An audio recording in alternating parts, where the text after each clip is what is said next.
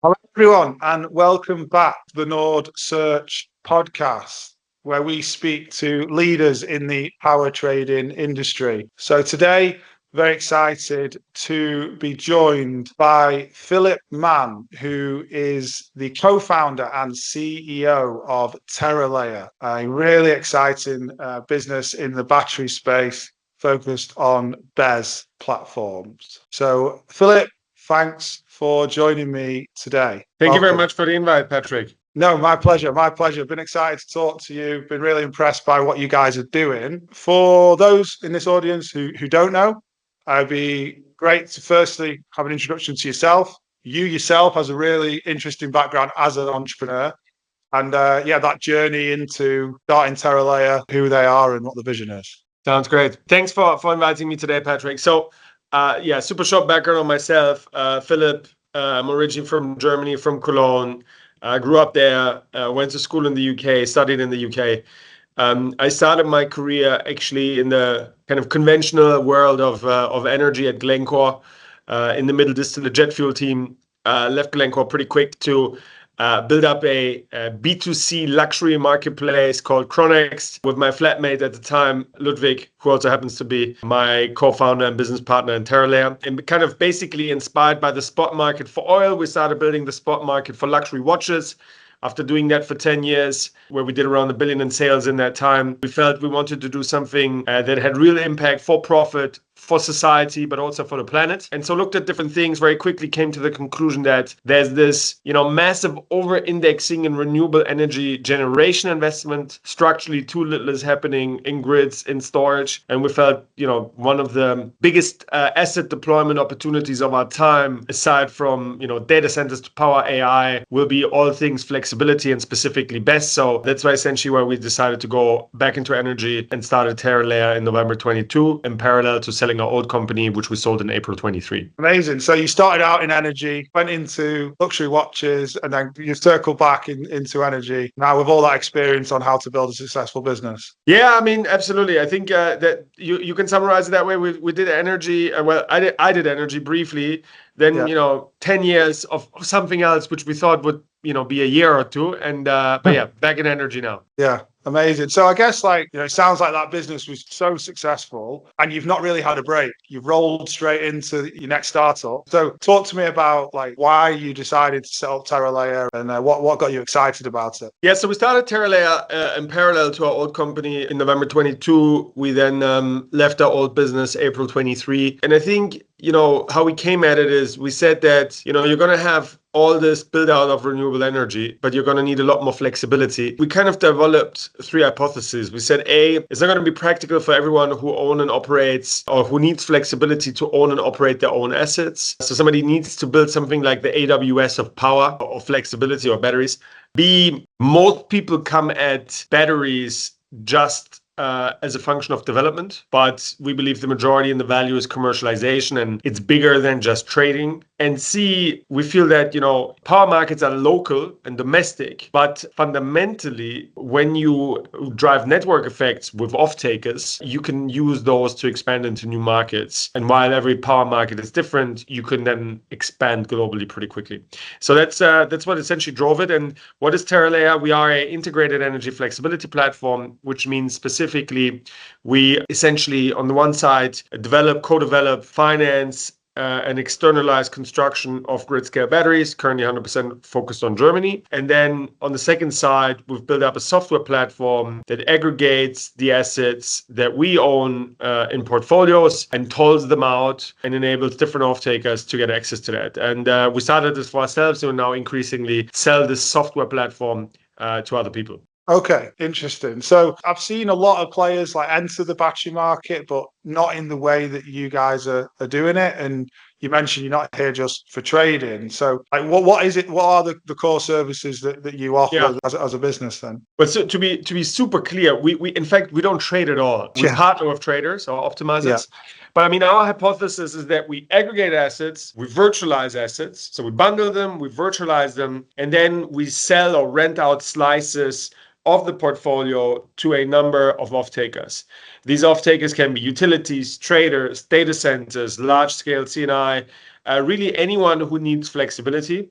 which we think of as pretty much everyone, but who doesn't? fundamentally, anyone who is a generator or consumer of renewable energy at scale. And our customers essentially have all the benefits of a physical battery without the need to own it, operate it, and finance it. And so what we essentially do is we bundle these portfolios. We typically, let's say, rent out 50% of the capacity via virtual tolling deals, long term, and then 50% we auction off on a daily basis. That's auctioned off to a number of parties if we believe we can generate higher value through these competitive auctions. But if for whatever reason the auctions do not clear on our own platform, the flexibility falls back to our designated optimizer partners, which are the kind of typical optimizer players that you will know. We think we have some of the best partners, and then they kind of trade the asset in a conventional way. So very importantly, we don't trade, we aggregate, we deaggregate, we virtualize, and we enable different people to have access to the flexibility. So yeah, that's how I would think about it. We enable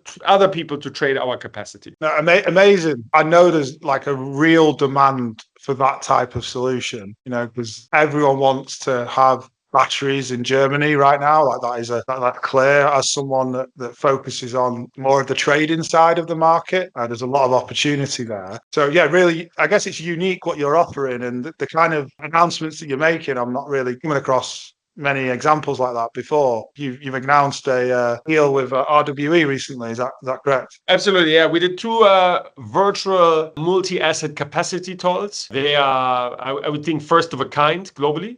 Yeah. So not seen them before. So basically, usually a tolling deal, and I mean, really tolling in itself is quite rare still, but usually you have one asset, one off-taker, they rent the asset, that's it. What we do is we essentially aggregate fleets of assets. So the RWE deal or the Vattenfall deal is 8 assets.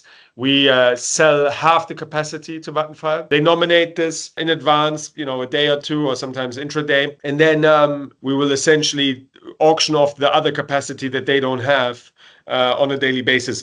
And fundamentally, what this allows us to do is switch in and out different assets within a certain portfolio. And they essentially have access to a virtual battery, which is formed by a fleet of assets. And the benefit to them is, much higher resilience, much higher uptime guarantees, etc. And the benefit to us is, we can slice and dice our portfolios and manage them in a what we believe is a smarter way. And ultimately, we haven't seen that anywhere else so far. So we feel we have a very differentiated approach, which we do for our own asset base, and also enable other asset owners to use our platform just as a service. So just to be clear, when you mention like your own asset base, so are you an owner of batteries yourself as a business? Yeah, absolutely. We have 2 assets currently live in Germany. We have 6 assets in construction. We probably have another 8 to 10 going into construction by the end of the year, potentially more. We are very much an owner-operator, but we also have a software platform that we developed to use ourselves. And now that we're increasingly onboarding third-party assets, which I think, very quickly we will get into a situation where we will have more third-party megawatts on the platform than first-party assets that we own and operate ourselves. Okay, interesting. So like a lot of good businesses, especially in software, you've built a product to service your own needs, and now you're thinking there's obviously a good demand for that in the third-party market as well. Absolutely, that's the idea. Because we believe our assets benefit from more megawatts of other people on the platform, and we believe that other assets benefit from other people's assets on the platform as well. That drives network effects, that drives higher returns, that drives more stable returns, which drives more assets to the platform, which again improves the returns, and then you kind of have this positive flywheel effect in the sense that more assets drive better and higher returns. And we think that's a differentiated value proposition versus kind of quote unquote just trading assets in the conventional way, in a fully merchant way. For sure. Interesting. So just so I'm clear then, so the Vattenfall and the RWE deals, are they deals with their battery portfolio or our assets? They're your assets. assets? So they want your assets. Okay, yeah. With you. Exciting. So you've got 2 areas of this business, like the vision. What's the vision of this for terralayr, like in the next 2-3 years? Look, I think this is one of the largest kind of trends of our lifetime: renewable energy, fighting climate change, enabling the electrification of the economy. And I think that a lot of the discourse around that historically has been on the generation side. But what's clear is that our energy system is completely changing. We're decentralized, we're intermittent. There's millions and millions of nodes that need to be managed. Historically, you had a coal power plant, you would switch it on, you would switch it off. Demand for electricity was much more easily predictable. And we now just have a lot more nodes in the system that need to be managed. And where we want to play is we want to be the integrated energy flexibility provider for ultimately all things to do with flexibility. We don't want to play on the generation side.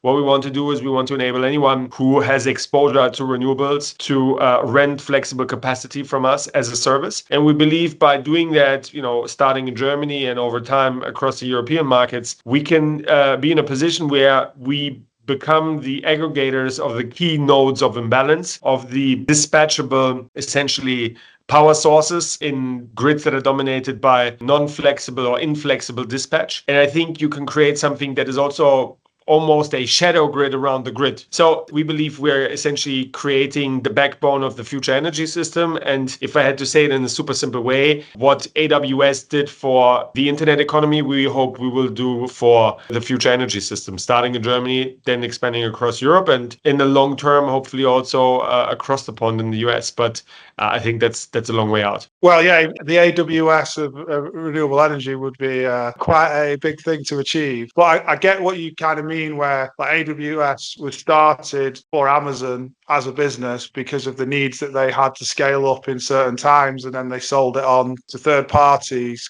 who also needed that solution. Is that where the comparison, you think, is coming from? In one way? I think there's an element in that, but I think the bigger part is, historically, if you look at the server world, when you launched a website in 99, 98, you would have a server, sitting there in your living room or in your office. Over time, you would rent racks in a data center or in some facility. And now you just buy compute. And you have AWS credits. You don't really know where the servers are standing that you specifically use. And it's hosted elsewhere. And if we think about it, people are thinking of BESS and they think of owning and operating and financing their own batteries. But ultimately, people just want flexibility. And I think we essentially create the abstraction layer that enables people to tap into flexibility on demand as a service without the need to incur CapEx. That's where I think the AWS analogy is coming from. Ultimately, it's just seamless, scalable, easy CapEx-like flexibility as a service. The fact that we built this for ourselves initially, it's just a coincidence, I guess. Yeah. Because I guess that's the big thing with batteries at the moment. It's extremely capital intensive to get projects and very time consuming as well, especially in Germany at the moment. Yeah, absolutely. I mean, it is time consuming. There's a lot of CapEx involved. And I think, if you look at large data centers, telcos, IPPs, people that have pay as produced PPA exposure, that have balancing costs and risks there, people that have just exposure to renewables, why do they need to own their own battery? Right? Yeah. Why not just trade a virtual battery via one API in a balance sheet light way, in a way that scales up and down? You don't have any of the operational headache or overhead. There's somebody who just takes care of it. And that's what we believe needs to happen. And that's what we're building with, what we think is the AWS for power. Yeah, awesome. So how does the model work then? You can rent capacity on demand for a price that you can bid on. And then you have a API access, or you can log into a portal. You can submit a dispatch schedule for a virtual battery. We then aggregate all the load profiles for any given time frame and then distribute them across the physical portfolio that we manage. That both consists of our own assets and other people's assets. Yeah. And so ultimately, we are the facilitators for all things flexibility. We ourselves don't trade. We ourselves don't take market positions. I mean, we kind of have a market position in the sense we're long flexibility because we're building up assets, renting them out or tolling them out or selling off capacity. But we never trade. And so we don't compete with our customers, whether you think of our customers as utilities or traders or optimizers. And also for other asset owners, we believe our assets drive more value if their assets are, on our platform as well. And kind of more megawatts is better for everyone. We just kind of use our own platform in a eat your own dog food kind of way, where we think, we can prove a lot of the hypotheses that we had at the beginning. Yeah, awesome. So you mentioned obviously Germany's the focus right now. That is a super hot market. Like everyone I talk to in the space wants to be in Germany. It'd be good to get your thoughts on like the state of the market right now in Germany. I mean, look, Germany is a super present market. A lot of people want to go there from a market fundamental perspective. If you just look at the intraday market or the day ahead market, versus the UK, it's almost double the size in 22, and that kind of continues to be the case. So, I mean, if you look at the Germany in 22, we're at 71.6% renewable capacity base. The UK is at 58%. Germany has added in 24 3.3 gigs of wind, 16 gigs of solar. The UK was only at 2.4 gigs in 2024. So, I mean, it's a much deeper market. So that's why people are excited about it. I think the thing, though, with Germany is there's a lot of bureaucracy. There's 833, if I remember correctly, DSOs. You have 4 TSO regions. You really need to understand the market. And I think just hiring some German to sit there on the ground for you and do your expansion, I think that's hard. So our DNA is we are a Swiss-German company. We have a large team on the ground in Berlin. We've started very early on in November 22. I think we managed to lock up a lot of the kind of valuable plots of land with grid connection, with permits pending or permits already there. And so I think it's one of those markets, everybody's talking about it, but to actually get meaningful traction in it, I don't think there's that many players that are really serious contenders for a relevant market share in Germany. And we hope that we are one of the ones that will really make a dent in kind of the pie chart of who owns the market here. No, I think, yeah, like you said, it's a massive opportunity. I obviously speak to people on the trading side all the time, and I've heard now 18 months, possibly even 2 years, like such a sky high demand from the trading side, house side, to have assets, but not own the assets. So this is where it really becomes, interesting. And tolling is something that I hear as like the preferred choice of a trading house. But I just don't see many tolling deals done in Germany at the moment. So if you got I know a of view on three. that, yeah. I know of 3. I've heard that 1 or 2 were maybe done, but I don't know which.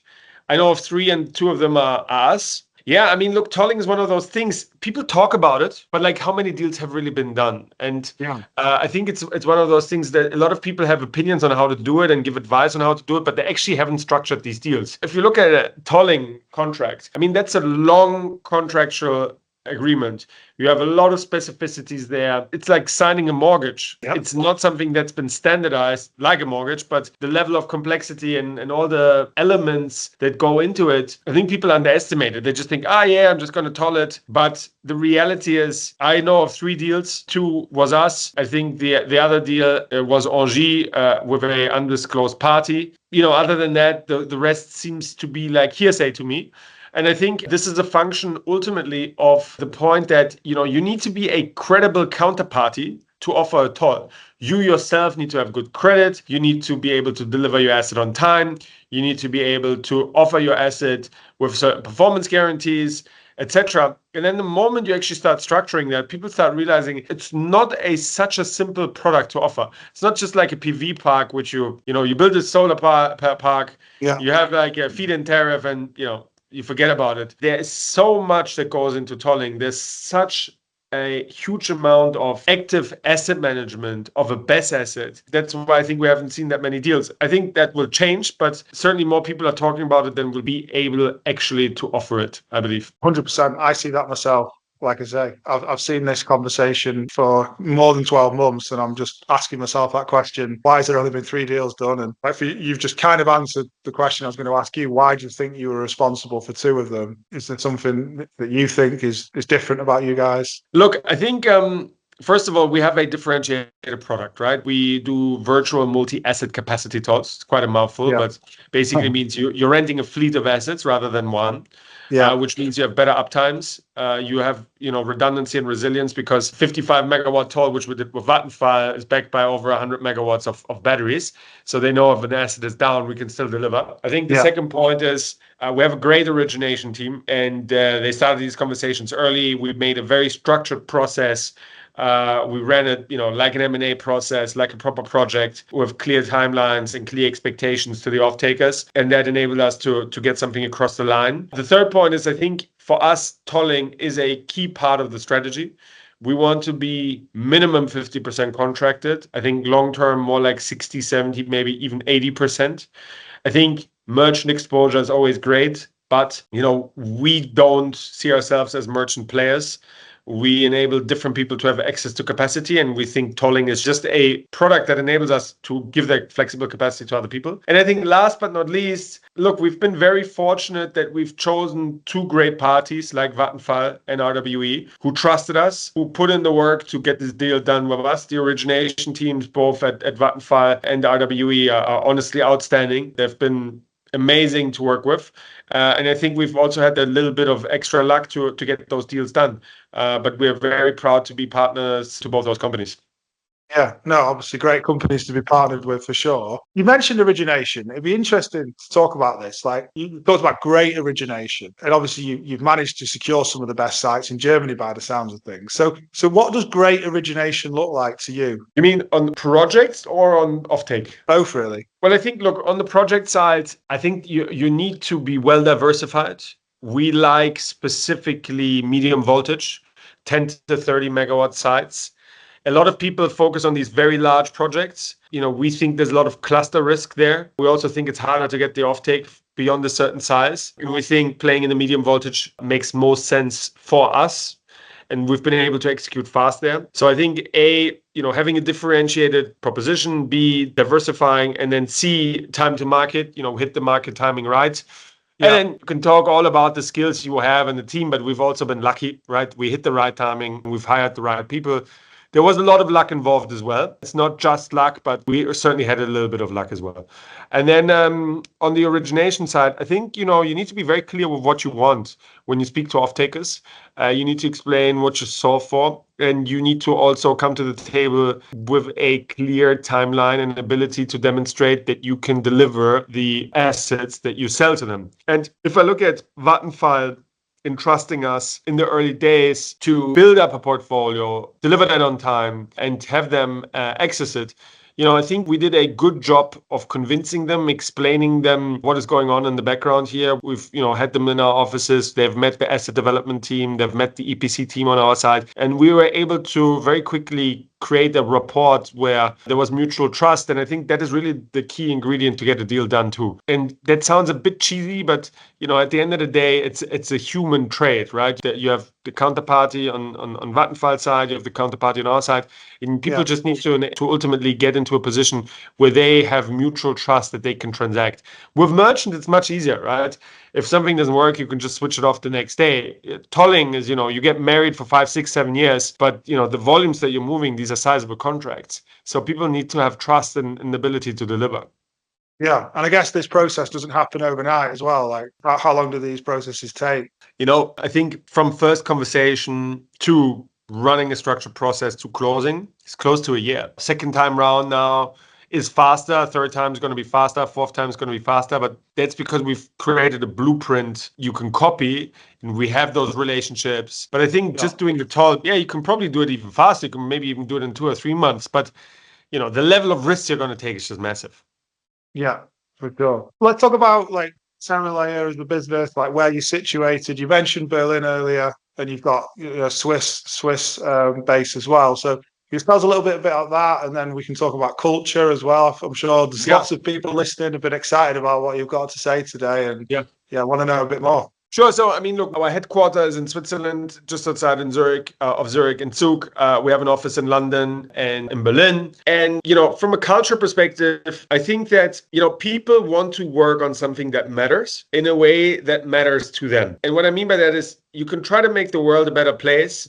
But if you are going to be unable to go on a vacation, maybe buy a car, buy a house, send your kids to school or university, doing all the good in the world is not going to attract the key talent. And I think what we've been able to achieve very early on is to get people on board that are hungry, that are deeply intrinsically motivated by having a positive impact countering climate change, but at the same time that are also motivated in an extrinsic way to build up a company that is successful purely by financial metrics, that also has a potential large impact on their own life and career trajectory. As a result, everyone in our company except for interns, is a shareholder in a Okay. relevant way. We grant Nice. annual options as a part of the salaries. We pay what I believe are competitive salaries. Everyone has a super clear and transparent understanding on what is going on. We have very flat hierarchies. And I think, when you talk about flat hierarchies, you typically don't have flat hierarchies. But I would say, we're just moving fast. We're trying to keep a lean team with a high talent density, strong interactions, and we try to meet as much as possible in person with the three offices, multiple times a year to make sure that you build up this culture. And I think I've said it before in a different forum. I think the greatest sports team of all time is the 95-96 Chicago Bulls. And our goal is to, build the same kind of team effort with this, I would say, very strong drive to have real impact and to make a positive dent in the universe, in the world of energy flexibility specifically, by creating a culture that is competitive with people that like working with each other, that are in it to have a positive impact for the planet, but that also just want to have a great career and also have a great living that they make to hopefully, buy those things that they want at some point. Yeah, sure. So how do you create like that competitive culture as a second-time founder? You've obviously got a lot of experience driving Yeah, culture. I think, look, we've made a lot of mistakes in our old company. That is not to say we don't make mistakes still today in the new Yeah. company. I always hope we don't make the same mistake twice, but at the moment, we've managed to steer away from most of the mistakes we've made in the past. Not all, but most. But I think to answer your question specifically, as much of a truism as that sounds, it all boils down to the first 5 hires that you make, because that compounds. The first 5 hires that you make dictate how you're going to interview the next 5 hires, and what values you manage to transcend in those interview processes, and how you work in your day-to-day. What time people show up in the office, what time people leave in the office. Will they answer emails or phone calls on a Sunday? If you manage to do this right at a very small scale, you create habits, which is ultimately what culture is, right? Culture is just a code for habits and behavior norms that people follow when no one is in the room to tell you what to do or to see what you are doing. And if you build up this great culture for 5, you're going to build it up probably for 10, and then you're probably going to manage for 20, and then for 40. And the more people you have, the harder it is to keep it. But the more stringent you were at a small scale, I think the more realistic your chances to continue scaling up that the right way. And we have been super lucky that we managed to hire and attract amazing people for the first 5 to 10 hires, and that led to the next great 10 hires, and that really make the team that we assembled really good. We really care deeply about it. But the one thing, and I'm not saying this to be funny, but like I always say this, when you look at our interns, they are outstanding. They are great, deeply motivated, hardworking people. They're super smart, and we treat them the same way we treat full-time employees. That's also why we always try to do minimum 6 months internships. So, it's worth it for us and it's worth it for them. And, I always say, if I was applying from university today to be an intern at terralayr, there is no way terralayr would hire me. Like, I would just not be good enough. And I'm not saying this to be, funny, but like they are so good and they work so hard. That just means that sets the standard for everybody else. If the interns are clocking in and working like full-time staff, the full-time people are working harder, and that just compounds across the whole organization. And I think the one thing that great people want to do above all else is they want to work with other great people. And if you look at our churn, we've been doing this since November 22 on the side. We've been doing this full time since April 23. We've had 2 people leave in that time, which is basically nothing. We haven't let a single person go, which was always a big question mark because maybe we're not strict enough. But I think that's just because we've been great at hiring. The 2 people that left, one is, relocating to another country. Another person wanted to do a job which is trading, and we don't trade. So we couldn't offer that to him. And I think we've really been lucky and also made some of the kind of key right decisions in hiring great people and building up a great culture. And as a last thought is, it's obviously easy for me to say and to tell, but I would feel very confident that if you asked people at a party when they had maybe a couple of beers, if what I just said is true, I would hope that, and I would think that most of the team would agree with me. But anyone listening to this podcast, feel free to test and check if I'm telling the truth here. Yeah. No, I think that is so interesting what you've just said there. And I've heard it before as well. Like those first 5 hires, like culture is created in those first 5, and then they set the standards. And if everyone else, is looking to them, that's the standard. And if they fall below that, it becomes obvious that they might not be right. And it's just pushing everyone. And like, I really like your answer about interns as well. What stands out for you now, though, like with an intern? Because there is a lot of interns that listen to this. Like, I come from a Look, great university. Is that yeah, just I standard? mean, good university is great, right? But that's just standard to kind of Of course. get into the interview process, right? I do think it's like table stacks, right? Like if you went to Oxbridge or LSE or whatever, Ivy League universities, the reality is, does that really make you that much better? Probably not. It's a nice stamp that you kind of have been pre-vetted. Right? If you were lazy at school or you're lazy at university, and then it doesn't mean all hope is lost for you, but it does mean you're gonna have to work harder to get those same opportunities. But I think the core point is what we see is, we always do case studies with interns. They can be, financial modeling. They can be doing a presentation for a market entry. Could be different things. We hire them the same way that we would hire a full-time employee. I think what this enables you to do is to attract people that are really just highly qualified, that previously maybe did an internship at, BCG or McKinsey or at Goldman or Morgan Stanley or at a hedge fund. And then when they're here, because these are smart, young, hardworking individuals, you can give them real jobs to do. Like, they don't do shit stuff here. Like, we're not going to send them to get coffee or go to the copy machine, which is kind of like the old school. As you say, I was just, clipping stuff on PowerPoint.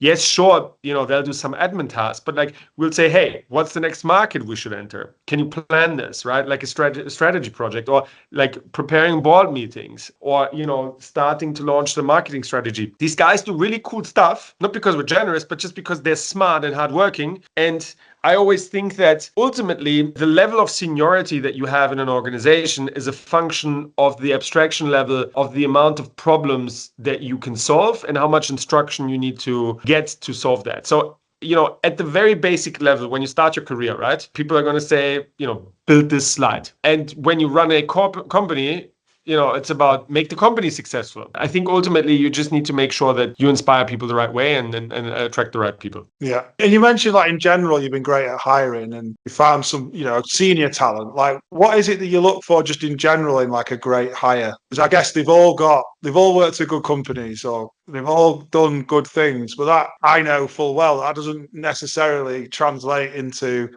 they're going to do great things with you. Yeah, I think, first of all, I don't want to say we're great at hiring. I think we did a good job so far. I don't want to jinx it, but yeah, big logos and etc. is always attractive. But I think more importantly, you just need to really spend time with people. And I think especially in a world where a lot of the interviews are done via Zoom, a lot of the recruiting is done via LinkedIn, I think it's always important to sit down, meet the team, meet as many people as possible, have lunch, have dinner, have a beer, and really get to know the person. And the question I always ask myself is, would I want to work for that person? Yeah. Okay. And if my feeling is I wouldn't want to report to him or her, and I think it's as basic as that. The core thing is collective wisdom, right? Like, for instance, when we hire people, I think we might sometimes overdo it on interviews, but they might speak to 10 people or 12 people from the company, because it just gives you a more rounded approach for the candidate to really learn a lot about the organization and what you're saying. Is that true? Right? Because everybody's always in sales mode. The candidate is in sales mode. You as a company are in sales mode. So the more people you meet, the more people from both sides can get a feeling. And the second thing is, that's something we learned a lot in the old company at Chronext, is I cannot stress the importance of referencing and cold referencing. I, for myself, can say we were always lazy about referencing. And that's something, like, we do a minimum of 3, ideally 5 references. And also, once we are about to close, sometimes cold, obviously not going to call the current employer, but like, from previous employers, to get a feeling how somebody is, because that makes all the difference. Yeah, no, 100%. And you'd be amazed at how often it's overlooked. But like, I used to run a pretty big recruitment team. Yeah. And whenever a hire didn't work out, we went back and we looked at the reference and it was scarily accurate. And it's like, history just repeated itself. We could have saved ourselves six months. So yeah, that's definitely the case. I mean, like, it's, if you just go standard questions, you're going to get standard answers. But if you call somebody and you force them to say something negative about a candidate, right? And you force them to say something like where they have an outstanding talent, you will typically hear what's what. And by the way, I encourage candidates, whether you're interviewing with us or you're interviewing somewhere else, you should also take references, right? Like, is that a Works person I both want to work ways. with? And I'm always happy when people call former team members of mine or current team members of mine, but mostly former, because the current ones can obviously be biased. But the former ones are going to say, look, this is good about working with Philipp and that's bad about working with Philipp. And you'll probably hear the truth, and then you can also get a feeling how is it. And then best thing to do is to then ask the person that you're interviewing with, hey, I spoke about you and he or she said XYZ about you, and how do you think about that? For sure, like it's your career. You should treat it seriously, and get comfortable. Sometimes asking uncomfortable questions, it helps. It certainly helps. That's fascinating. But let's just move back into the market, battery market, because I find it such an exciting place. And something that we spoke about, or I saw you on LinkedIn at the time, like the biggest event of this year, which was the blackouts. And you wrote a really interesting LinkedIn post. It made me want to invite you on the podcast because I found it such an interesting, refreshing perspective. So it'd be good to just like summarize like what your thoughts are on the blackouts and what can we learn from it, really. I mean, look, I think the first point is no one really still conclusively knows what happened, right? And I don't want to speculate, but I think what we can say as a fact is we had a blackout. It's a really once in a decade, very few times in a century event, or should be a once in a very few times century event. And it's pretty scary, right? It shows just how dependent we are on electricity. And what can also be said very likely is that batteries would have helped or avoided that situation. And I think if I'm the regulator, whether I'm in Spain or in Germany, I really would start thinking about how can I get more battery capacity to enable black start, etc., much faster. And to also enable avoiding such a risk better for the future. And the reality of the matter is the following, right? You have a significantly more intermittent grid. You have a lot higher volatility that will continue to go up. That is a function of renewables. That is not necessarily a bad thing, but that is a thing that needs to be managed.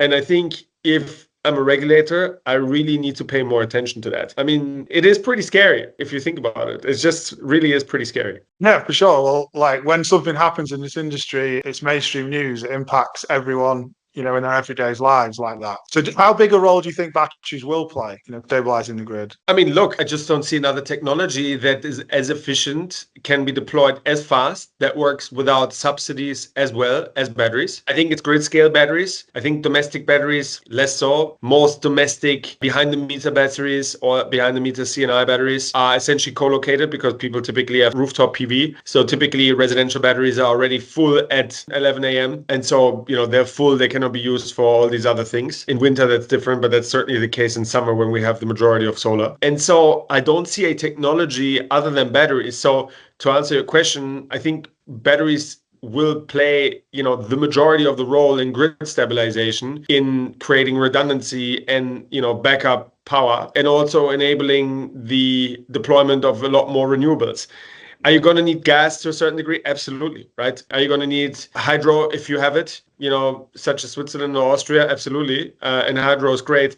But I just don't see a world where we don't have a lot more BESS, because what you're going to do, just build CCGTs and more gas. I don't see how that enables you to become independent and how that creates a competitive economy in the long term. Maybe in the next 2-3 years, that still works. Yeah.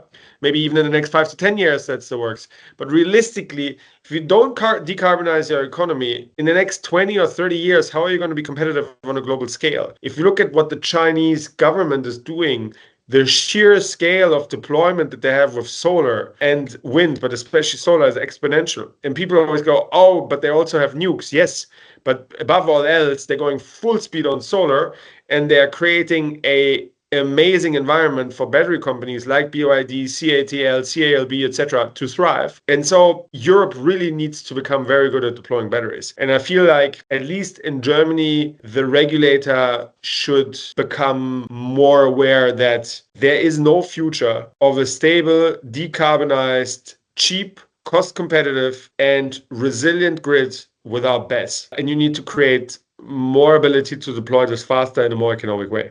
Yeah, absolutely. And I think another huge business case for this is like obviously the AI revolution that we're in now, and that train has started. It's going now at full speed. All the biggest tech companies in the world are, wanting to can't build enough power. They can't generate enough power. That spike is like something we've not seen before. Like him all over him, I think Elon Musk, tweeted something about batteries, I think just this week, regarding AI cannot be achieved, or they can't train the models without batteries to be there to obviously back everything up. A big tech company can't afford an outage. They need batteries, essentially. That's what he was saying. So does that even enhance the business case even more? Yeah, I mean, for sure. Look, what is AI? AI is data centers, it's compute, and it's power. And I think there's a huge emphasis on compute. Yeah, I mean, NVIDIA is going through the roof. There's more and more attention to data centers. All the large real estate investors of the world are focusing immensely on that. But I think even though people are starting to realize the importance of storage, localized, but also to optimize PPAs in AI deployment in the grand scheme of things to enable, power consumption. I think that's really just starting to happen now. And so, yeah, absolutely. I think AI is a massive tailwind for the BESS industry. And I think data centers are going to become key customer groups for what we do. Is that already, are you seeing that as much in Germany at the minute? Or is that still, are we just looking ahead to what's coming down the road? Feels a bit more now in America compared to what I see in Europe. Yeah, it's more in America for sure. But I mean, also, if you look at Germany, I always forget, I think Frankfurt is the largest internet connection point in Europe or even globally. Really? Germany has the second largest amount of data centers globally by number, not by megawatts, after the US. Germany is a key player for data centers and for all things AI. It is a highly industrialized, a very electrified and faster electrifying economy. I think, it will definitely play a major role in that. You can say a lot about Germany. You can say a lot, there's a lot of negative sentiment right now in Germany, at least certainly pre the election. But I think I wouldn't write Germany off too quickly. I think Germany is a country with a lot of smart people, with a lot of financial resources, and there is a big opportunity for AI to become big in Germany if Germany does the right things. And if that's the case, BESS is going to have another very large use case for all things data centers in Germany for sure. Yeah, absolutely. Awesome. So I guess what does the next 12 months look like as the co-founder CEO of the terralayr? What are the big things that you're working on or goals? With what I can say, we like Germany. We are very focused on Germany. We think we can be one of the leaders in Germany. We are starting to think about other markets. It's too early to say yet which one or which ones, but we are thinking about new markets. But yeah, for us, I think we've created a setup where the platform has proven itself. We've proven our ability to develop, externalize EPC finance assets and get them into the ground. I think now it's really about speeding up, getting more third-party players onto the platform and deploying more of our own assets. I'm positive that we can do both, but I would say the next 12 months will not be that different to the last 12 months. We just want to accelerate and do more of it. But I think the strategy that we've had so far has been working, and now it's about compounding and accelerating it. Yeah. Amazing. Well, look, I think what you guys are doing is trailblazing. It's really important as well. Like from what I see, like as I said earlier, there's a huge demand from this. People want to have batteries, and you're making that so much easier. So yeah, look, Philipp, it's been great to talk to you about all the things you're working on, and I've no doubt that terralayr are gonna be a big player in this space. It's very kind. Fingers crossed. We're working hard on it, and let's hope we have the necessary little bit of luck. And yeah, looking forward to speaking again at some point. Amazing. Thanks a lot, Philipp. Thank you, Patrick. Bye-bye.